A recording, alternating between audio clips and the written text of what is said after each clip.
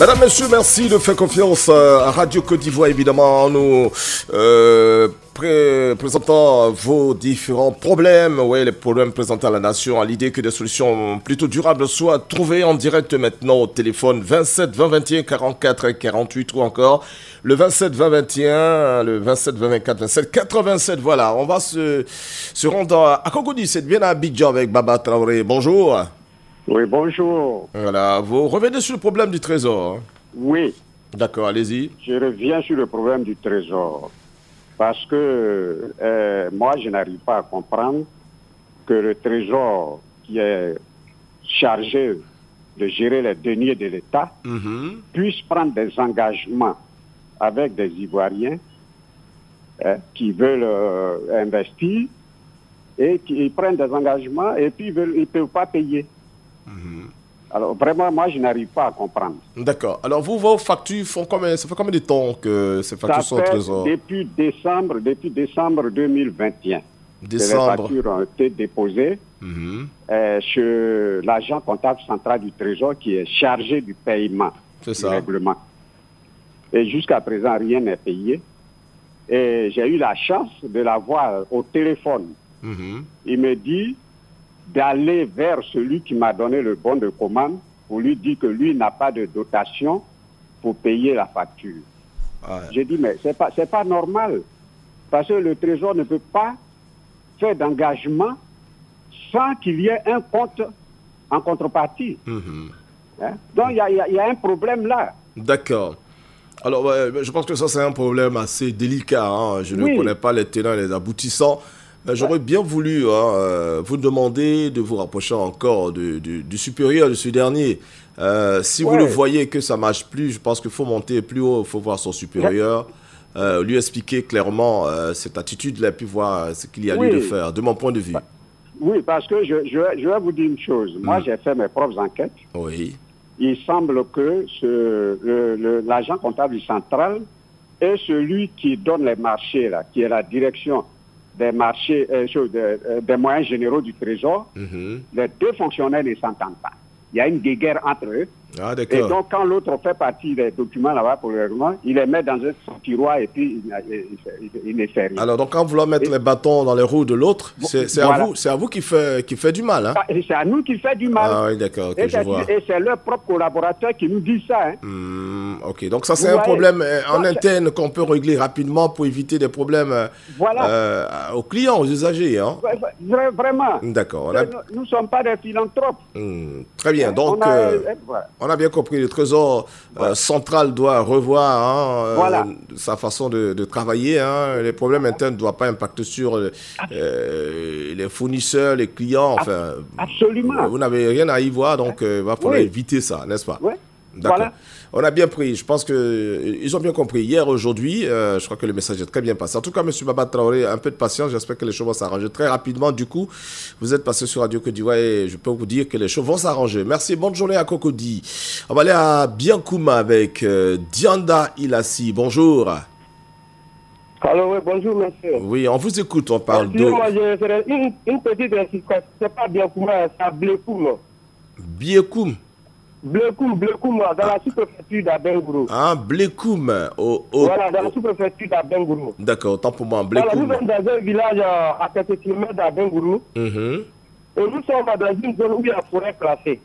Oui. Maintenant, la forêt classée a été déclarée par parc national par l'OIPR. C'est ça. Maintenant, on interdit la population de passer dans la forêt pour aller faire le rang. Parce que moi, je suis chargé de faire le papier à la sous-préfecture des Aranou. Maintenant, quand nous passons dans la forêt, on nous arrête et on nous fait payer de l'argent, ou soit on nous emprisonne. Maintenant, nous n'avons pas de voix. C'est un village enclavé. Le sous-préfet des Aranou, tout le monde le sait. Même le sous-préfet, quand il vient à Blekoum, il passe par la forêt classée. Maintenant, nous, la population, on nous demande de ne pas passer là-bas. Si on nous attrape, on nous envoie en prison. Chose qui nous fait tellement mal que nous ne savons même pas à qui se confier. D'accord. Donc ça veut dire... Moi j'appelle pour crier le ras-le-bol pour que le sous-préfet n'a qu'à voir l'État Pourquoi moi, ceux qui passent là-bas, nous, il n'y a pas tout le monde qui travaille dans la forêt classée. En fait, ce que je veux dire, Dianda, oui, je veux dire, c'est la seule voie qui permet de relier l'autre côté de la sous-préfecture, c'est ça? C'est la seule voie. Il n'y a pas d'autre... Il passe par la forêt classée. Et vous... Nous, la population, on nous demande de ne pas passer là-bas. La semaine passée, on a attrapé un jeune homme, ils l'ont fait payer de l'argent parce qu'il est passé dans la forêt. Chose qui n'est pas normale. Parce que Blekoum fait partie de la Côte d'Ivoire. Donc c'est la seule voie... qui représente l'État, il passe par la forêt.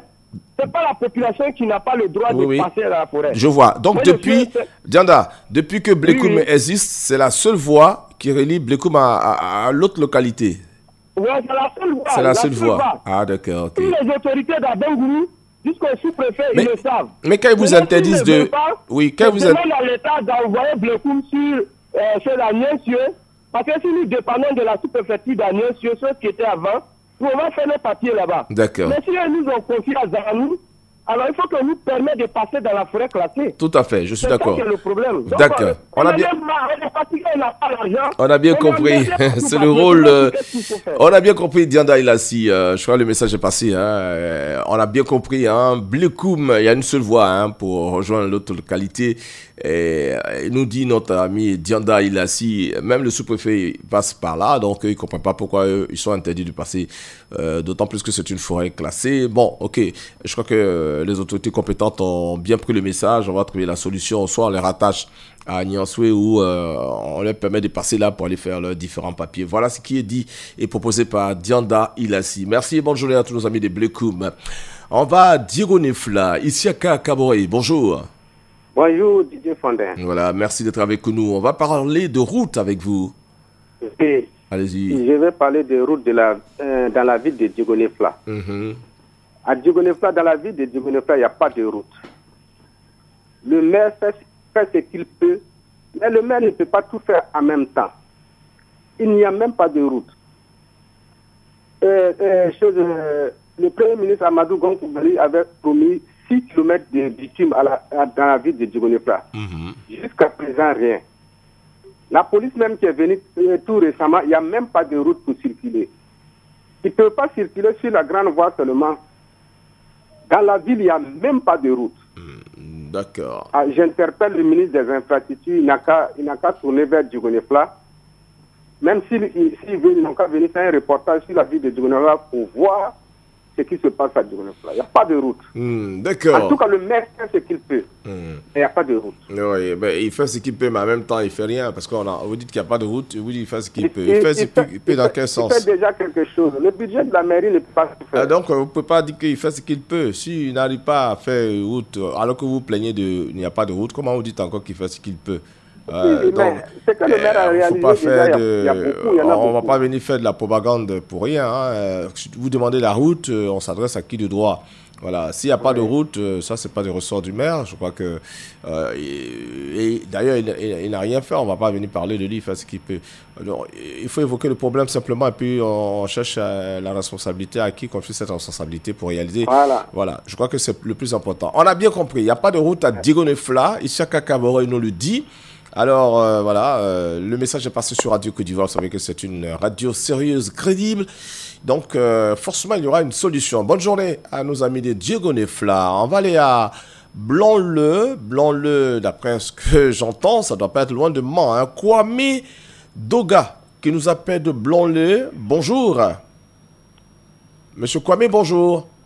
Oui, bonjour, monsieur. Voilà, Blanc-le, c'est exactement où, si je ne m'abuse? Oui. MC Doka appelle de Blanc-le, sous couverture de zone E. D'accord. Département de Danané. Très bien, donc on est dans la région des 18 montagnes. Très bien. Oui. Alors, on va vous écouter, vous parlez de l'électricité. Mon seul problème est le suivant. Bon, quand quelque chose est coulé entre les dents, là, que la langue essaie de tourner dessus, moi, mon problème est que le chemin de bas tension a pris, moi, mon terrain, mon seul champ qui me reste, champ de cacao, depuis 6 ans. Il n'y a pas d'indemnité. Et c'est pas si quand courant passe dans le champ des gens là, on ne reçoit rien. Depuis 6 ans, on ne reçoit rien. Donc, on apprend dans ces jours que notre électricité sera mise sous tension dans peu de temps, d'ici un mois. Donc, je ne sais pas comment on passera pour recevoir nos PDM. Moi, mon jeune chef du village, M. Denis, a tourné partout dans tous les bureaux. Il n'y a pas d'issue juste. Vraiment, je voulais demander aux responsables de la CIE et Côte d'Ivoire Énergie de penser à nous les planteurs dont le courant a fait tirage chez nous. D'accord. Voilà, c'est ma préoccupation actuelle. C'est bien noté. Bonjour au chef du village, Denis. Ok. Bonjour à toute la journée de Blanc, merci à vous. Merci, bonne journée à vous également. À Blanc, le problème de l'électricité, c'est le même cas avec nos amis d'hier.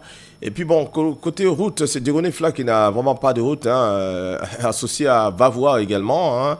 Problème de route également à Vavois. Et puis il y a Dianda Ilassi qui nous dit qu'à Blekoum, la seule voie qui mène à Blekoum a été interdite de passage. Donc il y a un souci, soit on les rattache à Niassoué ou on les laisse passer dans la forêt classée pour pouvoir aller faire les différents papiers administratifs, nous dit-il.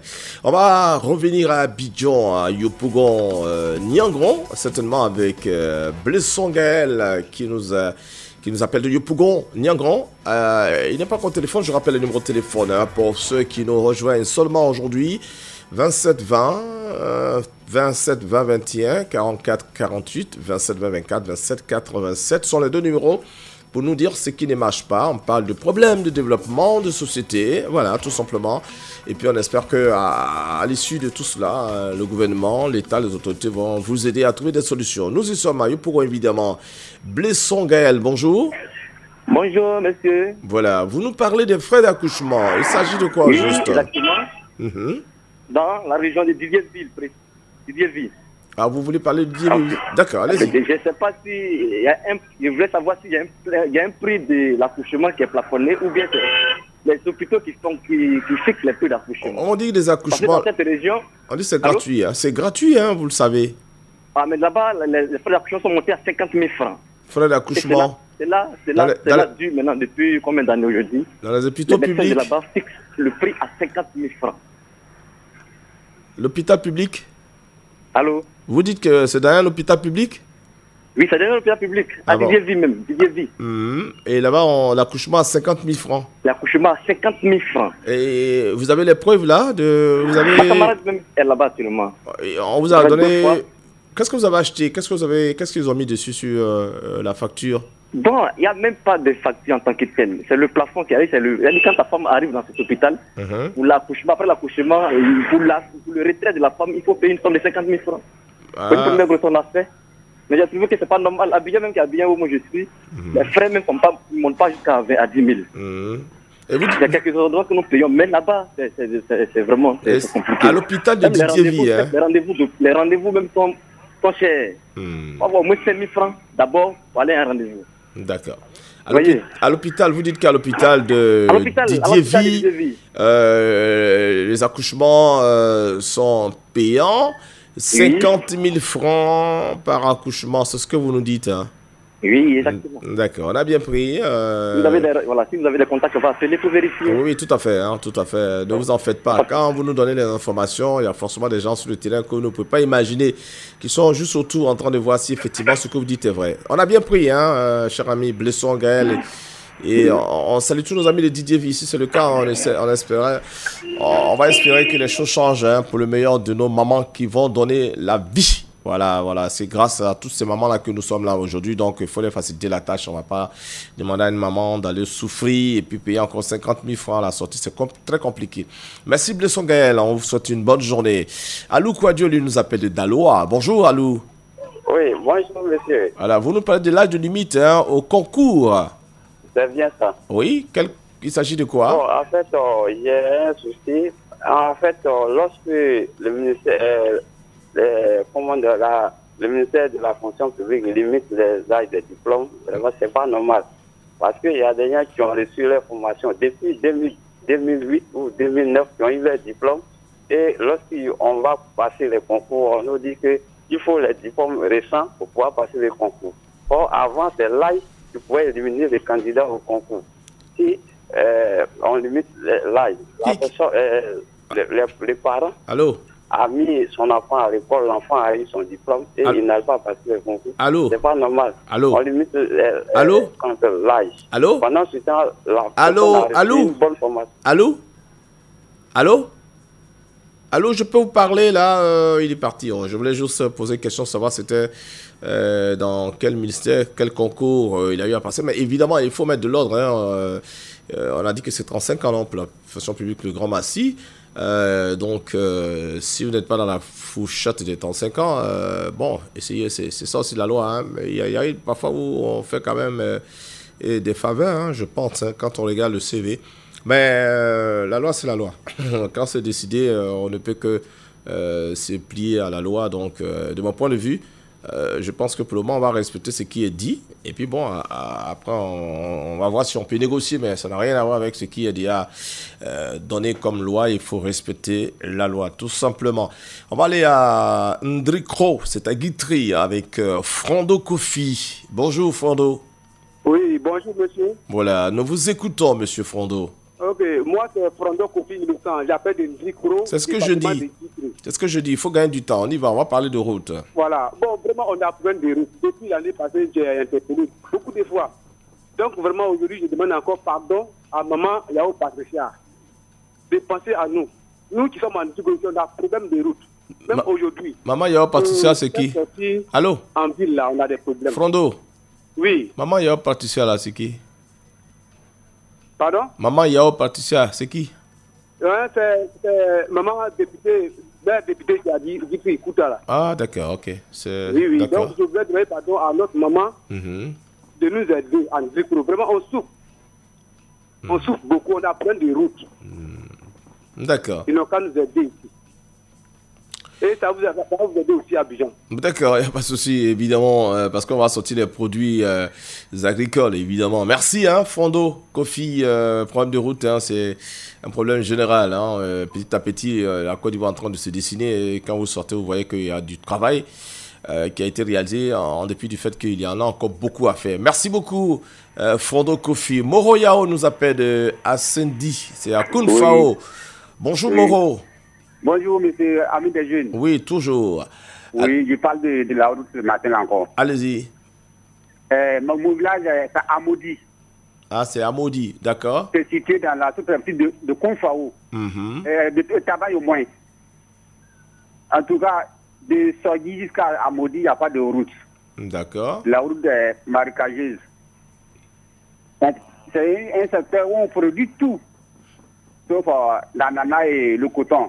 Mais on dit la route précède le développement. Tout à fait. Nous n'avons pas de route là-bas. D'accord. C'est pourquoi j'appelle ce matin pour interpeller les élus de la région, le conseil régional, le ministère de l'entretien et de l'équipement, oui, M. Amédée, et surtout notre grand frère, voici Adjoumani, le ministre, qui est fils de la région. Oui, tout à fait. On est au moins de Sogui jusqu'à Amodi, passant par Kwasi, Kouma, Moitini et Yakokroko.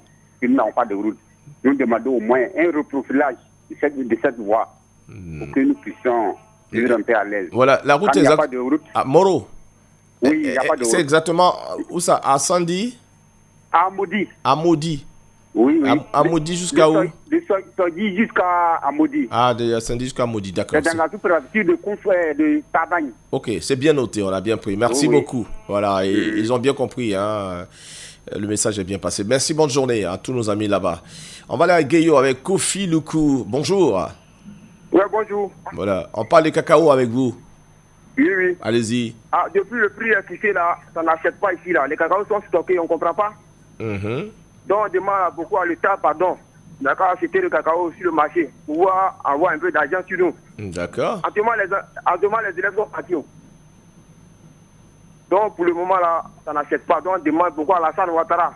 Son excellence n'a qu'à penser à nous beaucoup. D'accord. Oui, oui. D'accord. On a bien pris. Voilà, donc il n'y a pas encore d'acheteurs de cacao dans les régions. Alors, nos planteurs sont un peu découragés. Ils demandent à ce que l'État puisse les vienne en aide, tout simplement.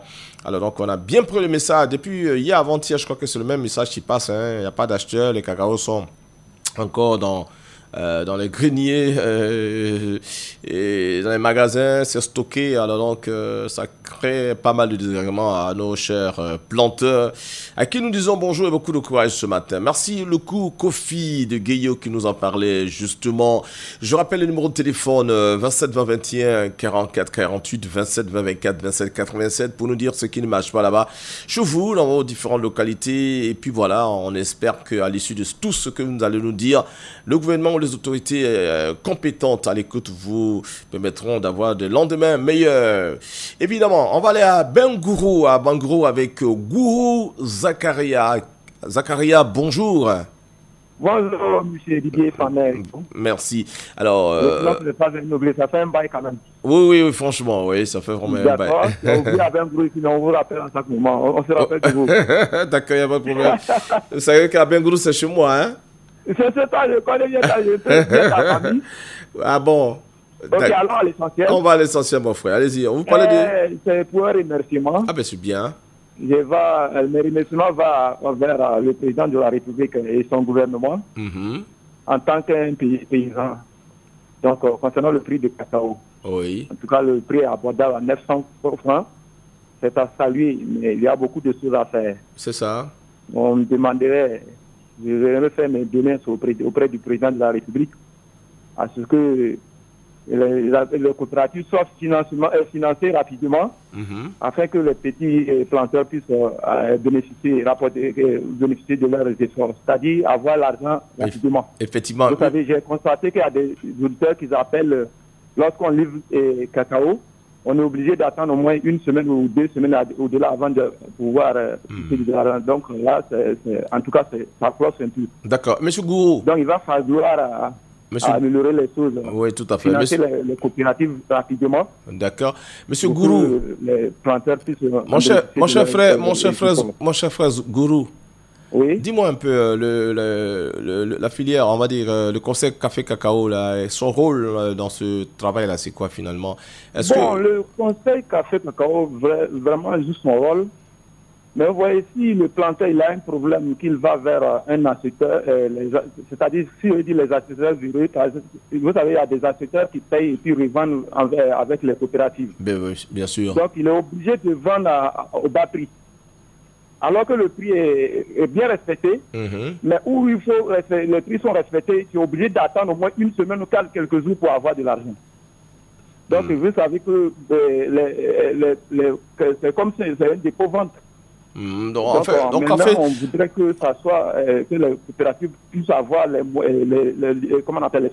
financements rapidement. Oui, c'est pour ça que je dis que le conseil café cacao doit organiser ça, réguler cette situation, faire en sorte que les planteurs puissent se retrouver, parce que c'est pour cela que ce conseil existe. Hein. C'est pour mettre de l'ordre dans la filière et faire en sorte que les planteurs soient dans de meilleures conditions. Parce que jusque-là, il y a toujours les mêmes problèmes qui reviennent, le cacao qui n'est pas acheté à bon prix, le cacao qui n'est pas acheté au bon moment, et tout ça. Oui. Je pense qu'il va falloir maintenant vous rapprocher. Il va falloir que le conseil café cacao joue son rôle. Voilà, c'est ça. Sinon, vraiment, c'est pas évident. Ouais, c'est pas évident, voilà, c'est pas facile. En tout cas, le prix, vraiment, c'est abordable. Vraiment, et puis, c'est solidaire aussi. Voilà, vous avez du... mon intervention. Je sais qu'il y a des auditeurs qui sont en attente. Oui, il n'y a pas de souci. Vous avez beaucoup de cacao en réserve en ce moment, en stock, hein, j'imagine.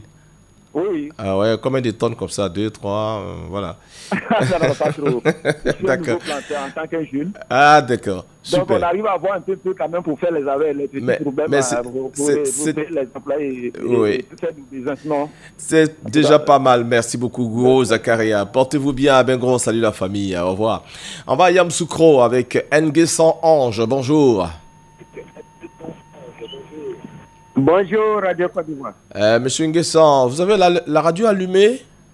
Je suis quitté à côté. Ah d'accord, parce que là, on entend... Allez-y, vous nous parlez d'assurance. Oui. En 2014, mon enfant a eu accident avec un taximètre. Le taximètre a broyé le pied gauche de mon enfant. Mon enfant partait à l'école. Désolé. Le taximètre l'a pris, l'a broyé le côté gauche. J'ai poursuivi l'assurance, tous les papiers qu'on m'a demandé de fournir. J'ai fourni tous les papiers à la justice. On me dit, tu as fini de fournir les papiers, restez à l'écoute. On va t'appeler, un jour, tu vas venir prendre ton chèque. C'est quelle assurance? Assurance TSA Assurance. Ils sont basés où, sur Yamoussoukro? Ils sont basés à Yamoussoukro. TSA Assurance, hein? Oui, ils ont les grands chaises à Abidjan. Je suis parti là-bas, c'est là-bas même je suis allé terminer le papier. Mais vous avez dit c'était en quelle année? C'est en 2014. Depuis 2014 jusqu'à aujourd'hui? Jusqu'à aujourd'hui. Ah non, mais finalement, hein. Finalement, donc, TSA... j'ai fini de fournir le papier, on me dit de rester à l'écoute. Ils vont m'appeler pour aller prendre mon chèque. Et là, jusque-là, vous êtes à l'écoute, hein? Et en 2022, là, on m'appelle. Dans le mois d'avril, on m'appelle d'aller prendre mon chèque. J'arrive là-bas. Tous les papiers que j'ai fournis, on m'a donné le montant. Je devrais avoir 4 883 000. Ah oui, avec les attitudes. Et on m'appelle en 2022 là, pour aller prendre mon chèque. J'arrive là-bas. C'est le chèque de 150 000 on me donne. Ah, wow. Je dis, mais je ne comprends pas. Voici tous les papiers que vous m'avez fournis. Voilà ça, voici le montant qui est dessus. Wow. Mais pourquoi vous me donnez un chèque de 150 000? Et qu'est-ce que les patrons disent? L'assurance est fermée et ils ont confié ça à un groupe de liquidateurs. Ouais, liquidateurs, ouais. C'est eux qui gèrent le problème actuellement. Et l'assurance n'existe plus. D'accord. Alors, donc on a pris vraiment bonne note. TSA de Yamoussoukro. Monsieur Nguessan Ange dit que vous lui devez 4 800 et quelques mille francs, hein, d'après ce qu'il a dit. C'est bien sur les papiers, ça a été bien. Aujourd'hui. C'est bien. Il faut déposer ça déjà certainement chez un avocat. Donc, moi, je demande à les Allô, monsieur Nguessan. Monsieur Nguessan, monsieur Nguessan, ce que vous allez faire, on ne peut pas tout dire à la radio. Je pense qu'il faut voir déjà un avocat pour poursuivre il a trouvé le procureur de Tomidi, puisque c'est là-bas qu'il a fourni tous mes papiers. D'accord, on va en parler, puisqu'on n'a plus assez de temps, on va en parler. Merci, bonne journée à vous. Hein. J'espère que les choses vont s'arranger. Mais en tout cas, il faut voir un avocat rapidement, puis on va gérer ce problème. On va aller rapidement avec le dernier, c'est Diabagate Zoumana qui nous appelle à Bobo Akekwa. Bonjour, Diabagate. Bonjour, monsieur. Voilà, vous êtes le dernier en 1 minute maximum. Hein, on va y aller. Merci beaucoup. Monsieur, je ne serai pas long. Allez-y. Je vais parler de l'électricité de mon village. Oui. Précisément, Touloukoro, sous-préfecture de Mankono, à 12 km de Kongasso, sur l'AF Kongasso-Séguéla. Oui. Ça fait 1 an, notre programme d'électricité est en marche. Ils ont placé tous les lampadaires. Le transfo pour nous alimenter est dans le village, ça fait 9 mois aujourd'hui. Oui. Que l'entreprise qui s'occupe des travaux a un problème de grille. De grille? Franchement dit, on demande pardon à Côte d'Ivoire Énergie. Nous demandons pardon de nous faire face avec l'aide des cadres de la région du Béré, de nous aider pour qu'en janvier, au moins, on puisse avoir l'électricité jusqu'en janvier. D'accord, c'est bien pris. Alors, on a bien entendu. Hein. Désolé, on a bouffé tout le temps, hein, finalement. Merci encore à vous toutes et à vous tous de nous avoir fait confiance. Merci à la réalisation, Valentin Kouassi et Wassa Traoré. À demain. C'était C'est pas normal.